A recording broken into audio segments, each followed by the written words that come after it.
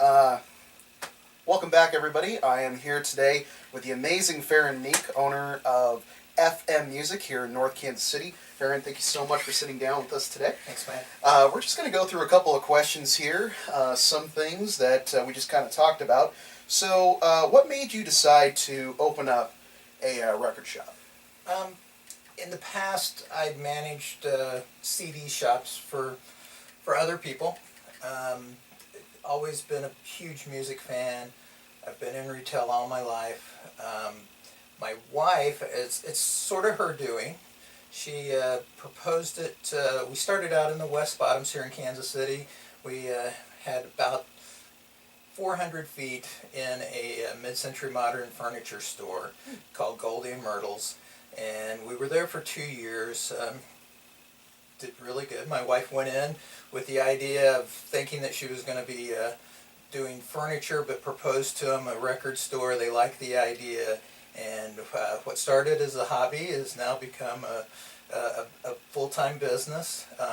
After 2 years in the West Bottoms, we looked around Kansas City to see where we thought we could fit in as far as opening up our own location. And North Kansas City is just a real up-and-coming area with all the brew pubs and other businesses, locally owned businesses here in North Kansas City.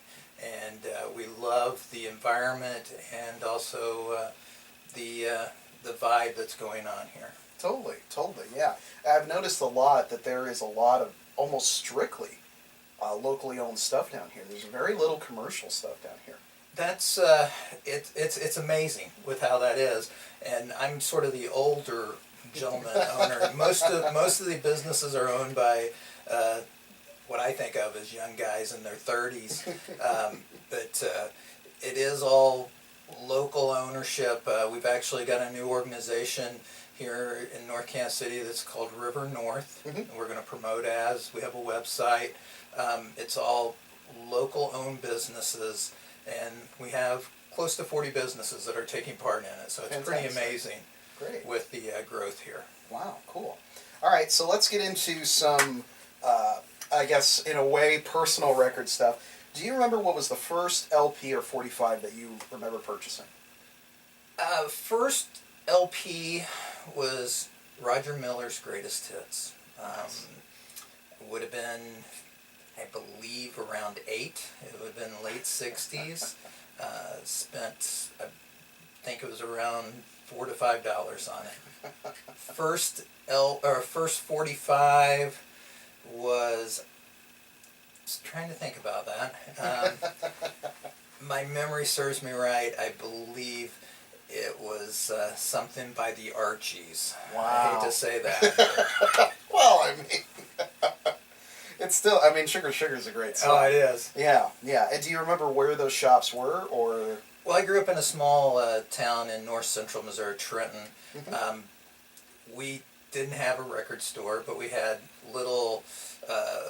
We had one place that was a drugstore that had a small record collection to shop from, 45s and albums, and that's where I bought the Roger Miller. And then we had a store that was, I believe the name was Gamble's, if my memory serves me right. What a name. And they had a little bit of everything from some appliances to lawnmowers and just anything you could think of. But they had a small rack of records, and that was within a few blocks of my house. And I remember paying 75 cents for 45s for a period of time, and then they upped the price, and that seemed like it was going to kill me, and got up to $1, but I'd sort of moved on from 45s at that point. Sure. And what would you say was like your first proper record store? The first one that was like your named one that you went to?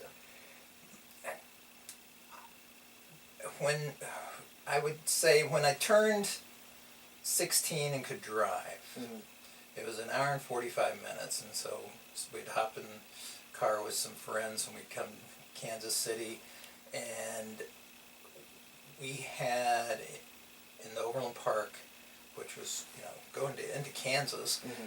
But at 75th and Metcalf was Peaches Records. I've heard about them. There was one on Rainbow, but there was something about Rainbow that was just a little scary. So we went to Overland Park. That was my memories of my first big, just what blew me away record store. Just could have spent all day in there. And just behind it was a small record store. I believe the name was Exile. I might be wrong on that. But we would shop at Peaches, but we'd always go over to Exile, and I could always find something there that I had not seen at Peaches. So tended to always hit both of them whenever we'd come down. Then we made the move to shopping. There was a chain here in Kansas City, locally owned, that's got an interesting history, Tigers Records. I've heard about them. Yeah, I have a family member who worked for them. Okay. I don't know how much we should go into Tigers Records. Some shady stuff. Some shady stuff there. Okay, all right. The gentleman that owned it, I guess his nickname, I found this out actually watching a documentary about the Kansas City mob yesterday. Wow. That Tiger, and he had one location on Independence Avenue, and was in there on a Saturday. It was actually the day that went to my first concert. Wow. Actually, sorry about that. Second concert. It was the same summer as my first concert, and we were going to go see. The headliner was Kansas.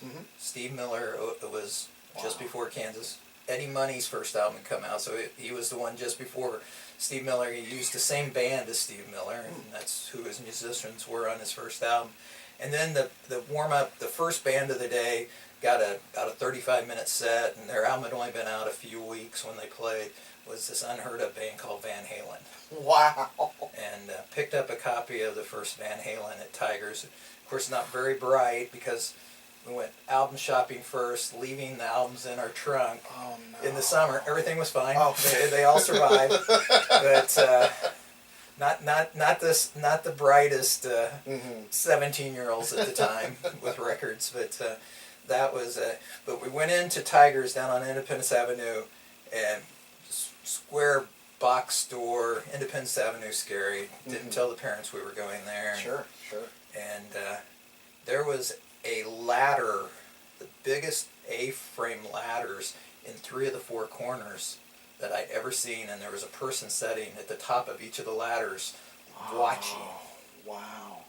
And it's like, okay, I'm not in a small town anymore. I am in a city. And but Tigers was always $2 to $3 cheaper than any place else, and they had a reason for it because of the way they acquired their records. Sure. And that helped with your pricing, but always had great selection. And so they had they had multiple locations around Kansas City, and at different times we'd come down and visit the ones down around the Grandview area, the ones in Overland Park. At the time, loved Tigers Records, just didn't know what was Sure. going Well, on. I mean, you had a cousin that worked at Tigers. I had my wife's Okay. aunt has a Tiger Records T-shirt, and I think either she knew somebody that worked there or she worked there herself. Okay. So somehow they were connected. Not in that way, but there's a lot of great stories about different record stores in the Kansas City area back in the day, from Tigers to Alley Cat to Penny Lanes, and Kansas City's had some great record stores. Yeah, one of the things I've noticed on Google is that they will mark where shops used to be. Yes. And it's insane how many there were, and they were all, like you said, locally owned. I think probably the only big chain that made its mark in Kansas City was maybe Sam Goody, if that, in Metro North. But outside of that, I never really noticed any. Sam Goody, Peaches was a national chain. They had 2 locations in Kansas City, and they were in the Florida area, Georgia. I've heard people tell me we handled the big thing with Peaches was everyone got a crate. and they had crates for everything. They had a 45 crate, they had a VHS crate, they had CD crates, cassette crates. They had crates, and that was, you had to have a Peaches crate for your records. When you got your Peaches crate full, you knew you had a nice record collection. Then you bought a second crate and you went to try to fill it up. But we handle. There's a gentleman that has the rights to the Peaches crates, and we have Peaches crates here for sale. New ones. I have some 8-track original Peaches crates. Wow. I have an original record Peaches crate at home that's will always be at home. Yeah, I part feel of you there. my collection, since that was part of my childhood. But Peaches was throughout. I've heard Cincinnati in different towns. When people see our crates, I think, oh, that was where I used to shop as a kid, and I ask thinking they're from here, and then I hear stories about other cities that where Peaches were located. We also had a chain in the 80s around town, Street Sides, which was out of St. Louis. Yeah. And they had probably, just off the top, probably 6 to 8 locations maybe at one time. I mean, they had locations all over Kansas City, and they were based out of the St. Louis area and were around for quite a while, and were a great place to shop, had a great selection. Yeah. It seemed like I kind of caught the end of it at the kind of the early 2000s, late 90s. I remember going to Recycled Sounds, and then there was another one that was just off of Westport. I don't know the name of it. Well, That might have been Recycled Sounds. I don't recall. Recycled Sounds was sort of down Broadway just a little bit, and then there was a Street Sides there that might have had been been a Penny Lanes before it was a Street Sides, and was that the one down the street from Grand Emporium? Because those were the two. There was one just off of Main, and there was one just right off. The one down from Grand Emporium was more of a used shop. That was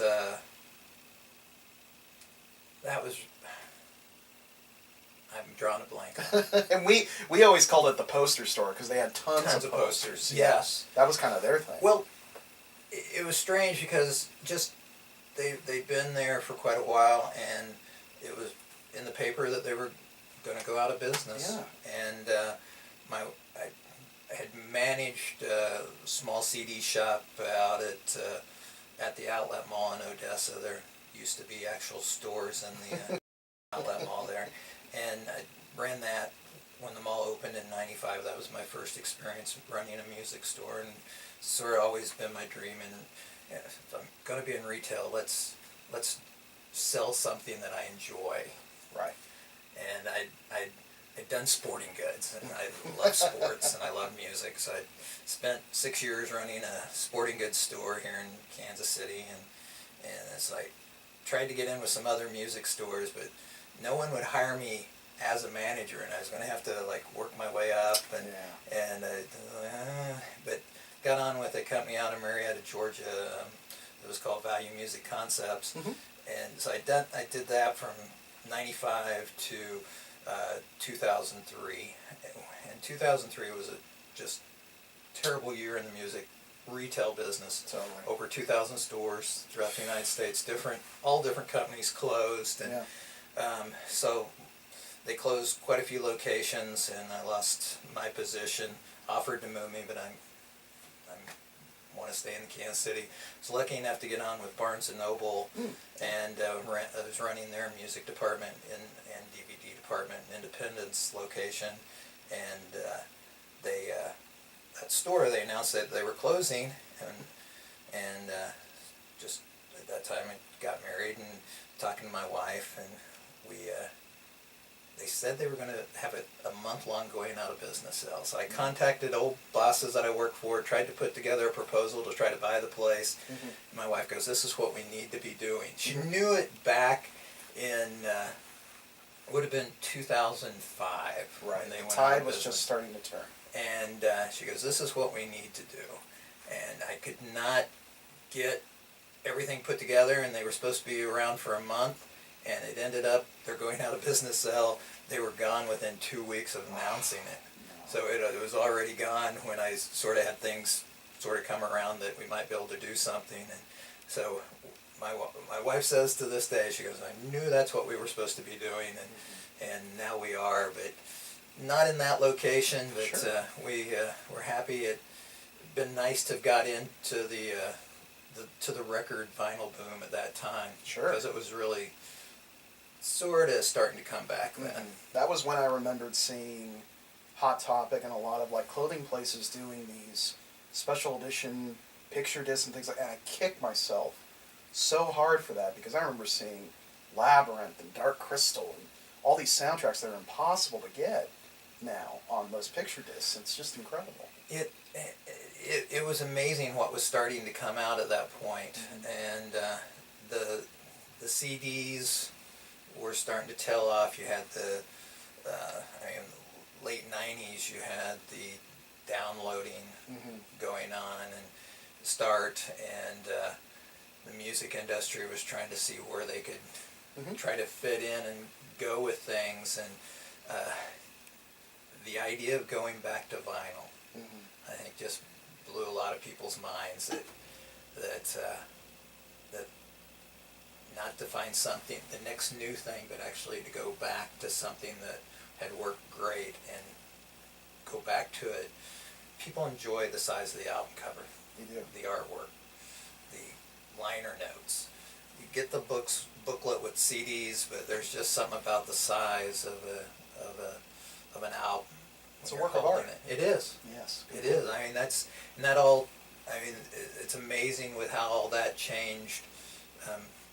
So many things changed with the Beatles, but what was done with album covers all started pretty much with the Beatles in the 60s, and then it became, what's the next album cover going to look like? Not just how great's the music, what's the next music for a certain band, but what are they going to do on their album cover? Gatefolds, double albums, things of that nature.